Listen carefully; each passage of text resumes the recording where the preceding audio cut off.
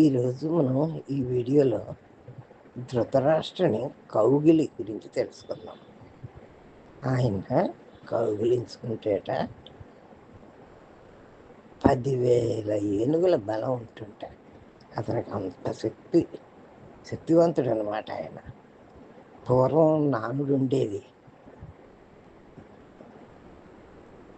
పురుషారోహముడైన ధృతరాష్ట్రుడు పుట్టి గుడ్డైనా సరే వేదవ్యాసుడి వరం వల్ల అతడికి 10,000 ఏనుగుల బలం ఉంది. కురుక్షేత్ర సంగ్రామంలో 100 మంది కొడుకులను పోగొట్టుకున్నాడు. నిండు సభలో చేసిన ప్రతిజ్ఞ మేరకు 100 మందిని భీముడే మట్టుబెట్టాడు. కొడుకులు మరణించినందుకు దుఃఖంతో వాళ్ళందరినీ పొట్టన పెట్టుకున్న భీముడిపై కోపంతో రగిలిపోయాడు ఆయన. అలాంటి సమయంలో పట్టాభిషేకానికి ముందు పెదనాన్న ఆశీస్సుల కోసం ధర్మరాజు సపరివార సోదర సమేతంగా ధృతరాష్ట్రుడి వద్దకు వచ్చాడు. వారితో కృష్ణుడు కూడా ఉన్నాడు.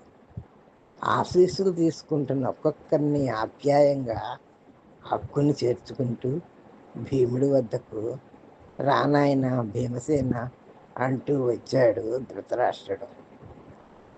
అతడి పగను పన్నాగాన్ని ఎరిగిన కృష్ణుడు ముందే ఏర్పాటు చేసిన ఇనుప విగ్రహాన్ని ముందుకు నెట్టమని భీముడికి సైగ చేశాడు. భీముడు అలాగే చేశాడు. విగ్రహాన్ని భీముడు అనుకున్న ధృతరాష్ట్రుడు తన బిగి కౌగిలిలో బంధించాడు. అతడి బలానికి ఆ విగ్రహం పిండి పిండిగా రాలిపోయింది.